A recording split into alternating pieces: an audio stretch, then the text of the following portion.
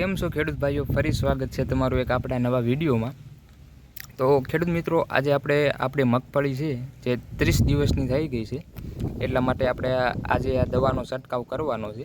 અને એક આપણી પાસે આ NPK 005234 એ ફર્ટિલાઇઝર છે। તમે જોઈ શકો 100% વોટર સોલ્યુબલ ફર્ટિલાઇઝર, એટલે કે તમે આને પાણી દ્વારા છંટકાવ કરી શકો છો। તમે જેમ બીજી દવાનો પંપથી છંટકાવ કરતા હોય એ જ રીતે આનો છંટકાવ કરવાનો છે।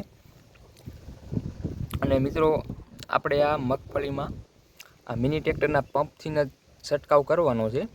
એ આપણે આગળનો પણ એક વિડીયો આપણે બનાવેલો છે, એમાં પણ આપણે જ્યારે ઈયળની દવાનો છંટકાવ કર્યો હતો ત્યારે આ જ પંપનો ઉપયોગ કર્યો હતો।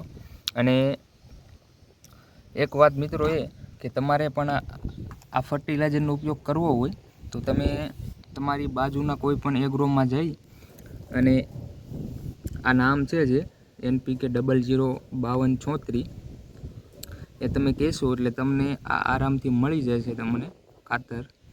અને મિત્રો, તમને આગળ હું રિઝલ્ટ પણ બતાવીશ કે આપણે છાંટ્યા પછી શું આનો તફાવત રહ્યો છે। એટલા માટે આપણે મગફળીમાં 3 હાયરું છે આપણે મગફળીનું હોય છે, એમાં આનો છંટકાવ કરવાના નથી। અને મિત્રો, આની સાથે એક આપણે ફૂગનાશક દવાનો ઉપયોગ કરવાનો છે, જે છે હેક્ઝાકોન 5% SC। આપણે આ ફૂગનાશકનો પણ એક સાથે ઉપયોગ કરવાનો છે, એટલે આપણે એક સાથે આ પણ દવા છટાઈ જાય। અને ખેડૂત ભાઈઓ, બીજી એક વાત કે તમે આ ખાતર કે દવાનો આપણે કોઈ પણ કંપનીની જાહેરાત માટે આ વિડીયો નથી બનાવેલો। ફક્ત આપણે ખેડૂત ભાઈઓને સાચી માહિતી મળે અને એને પણ ઉપયોગ થાય, ઉપયોગરૂપી રહે, અને તમને પણ સારું રિઝલ્ટ મળે એ માટે આપણે આ વિડીયો બનાવેલો છે। આપણે કોઈ પણ કંપનીની જાહેરાત કરવા માટે નથી કરેલો।